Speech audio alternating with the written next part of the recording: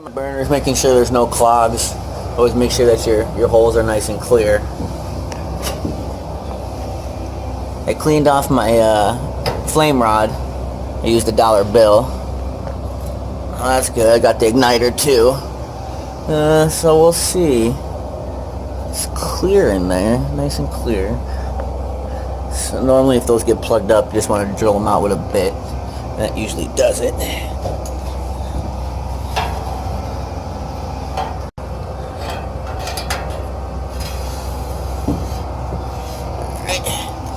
Belts are really tight.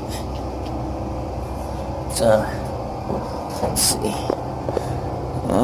It's 460, 28.8. 28.8 amps. We'll get an ammeter on that too. Belts are,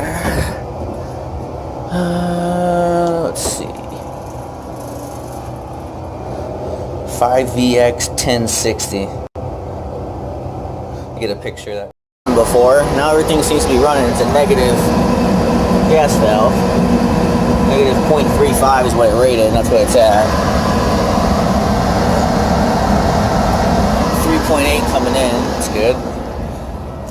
Blower amps are at 20, even though the belts seem tight to me, but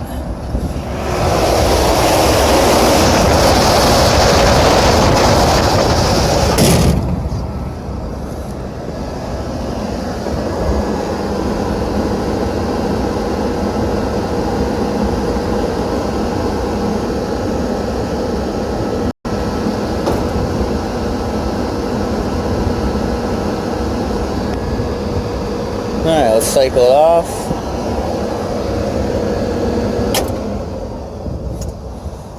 I'm going to cycle it back on and see if we can get it to cork again. Because I heard this contact in here. Just hooked up, you want a 0.15 to 0.95 burner differential. I wrote the blower amp so that people know. I got this set to my airflow switch to see if it opens. That's your air proving switch. I just put it across the leads. If you have 120, it's open. If you have no voltage, it's closed. This is how you set your PTFI, your pilot, right here. So you want to adjust in here. So we got that good. This is your adjustment for your low and high fire.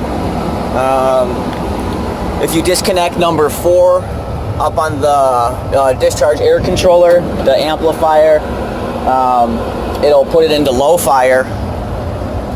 So what I did, I found currently is that this damper wasn't operating appropriately, and when I adjusted this, it took my differential and made it to where I need it, and we're maintaining right now. So I'm going to take this like this, turn it back, and we'll see if it shuts off.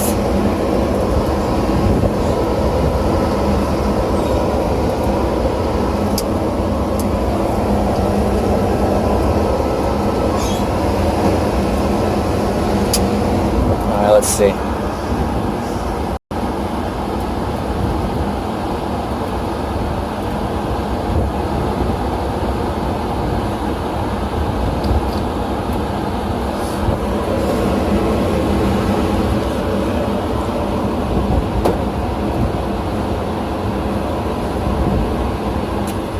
See? Airflow switch just made. So it's a problem with this damper. So that's how I troubleshot that one. Airflow switch was opening. So you got your lights. So it's closed right now. When you take this,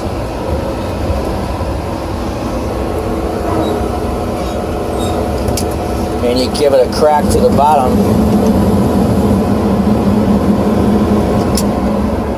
and then in here, see if I can. No, you really can't see it in there. I'll open it up real quick to show you.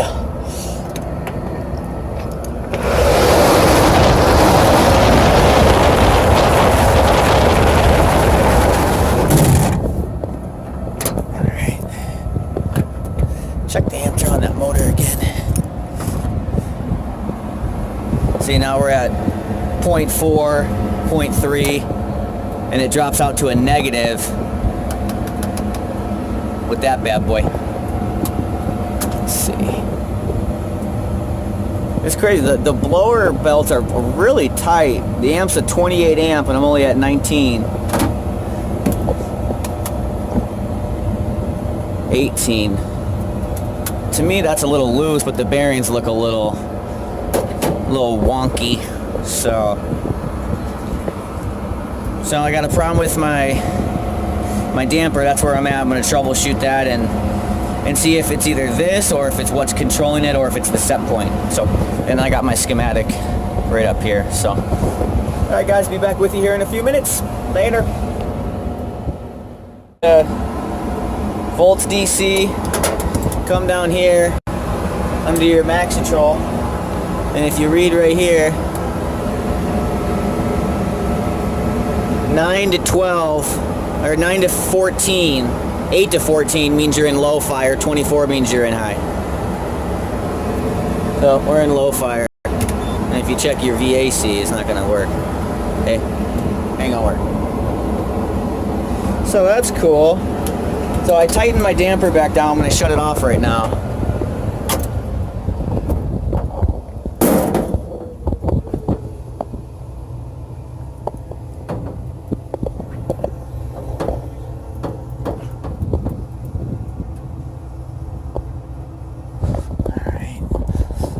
Make sure it's not gonna tweak.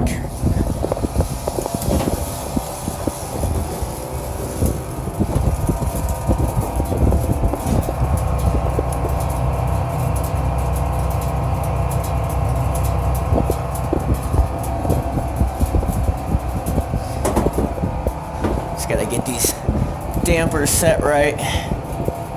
It's gonna need a new Belimo. That's gonna be the problem. So I'm just trying to get it set so that it'll run right now, you know.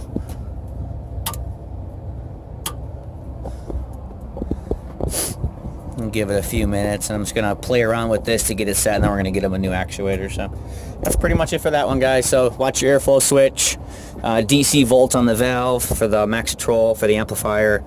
Trying to think what else. Disconnect 4 on your amplifier. We'll put it in low fire. 24 volts across there. DC is in high fire. 12 is low. Airflow proving switch. If you read 120, it's open. If you read 0, it's closed. Normal switch. So that's pretty much it. Boom. I don't like the squeaking of those belts, but they're so tight. And my amp draw is only at 20 out of 28. I mean, it's not bad, you know, but another telltale sign. Broken piece.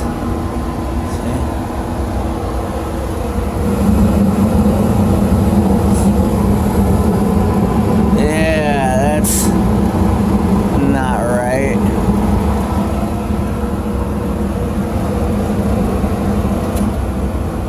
See what I'm saying? See what I'm saying? Let me tighten that up real quick. I set this damper so that it won't move.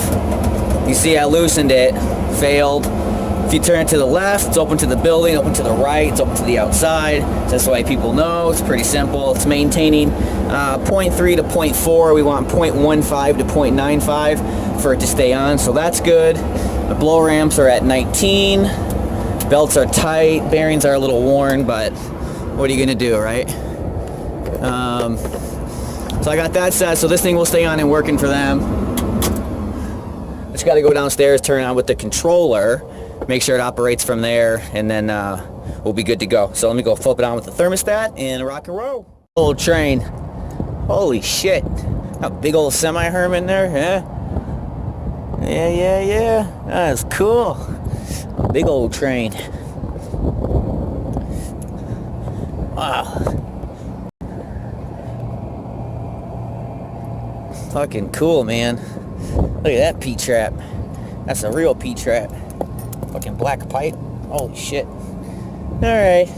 Let me go turn on by the controller, rock and roll. good differentials, maintaining 0.3 to 0.4 inches. You want 0.15 to 0.95 on that one.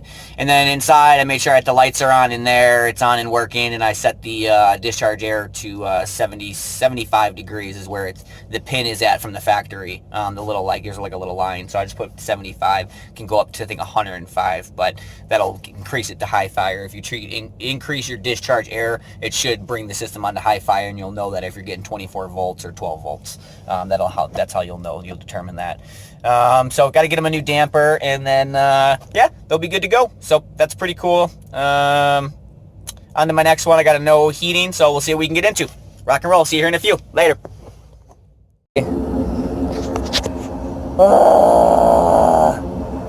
Sometimes you feel defeated. You just gotta take a break, go eat your sandwich, come back, and you can do it. So with this one, it's an old Carrier, right? So I had it sparking. Looks like someone did the gas valve and the spark ignition, so that's cool. They did a nice job while you're in. I just gotta clean it up. I cut all the zip ties, so that's from me. What I did find was that the flame sensor they had in there wasn't making any contact. Look at it. There's nothing in there. So I put a new flame sensor in. There's my old pieces I gotta throw away. Flame sensor's in, that's good. But the burner thing was all clogged up at the end, the little orifices where it goes, so right back, right there, that tube was all clogged up. So I took it out, I took it down to the truck, I blew it out with nitrogen. Now the only issue I have is that if you can see there that bolt, you see how it goes up on an angle right there? Right there? I don't want that angle, I want it to be flush against the bottom, but the bolt is broken on that side right there. I know it's hard to get in there.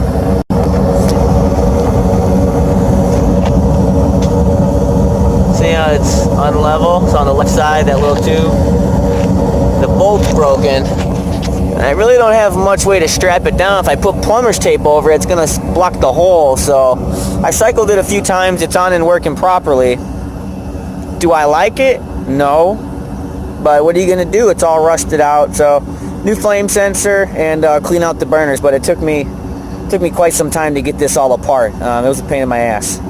So that's it for that one. Hopefully this is it for me for the day. We'll see what's going on next. But you guys like, subscribe, and later. Take care. You know what I mean? Stay positive. And you know, when you get in a situation where you think you're gonna be, just take 5 minutes, take a breather, walk away, get your mind right, meditate for a sec, come back, and you know, just hit it. But don't dwell on it while you're trying to sit there. You know. Yeah. So let me get wrapped up. Talk to you guys later.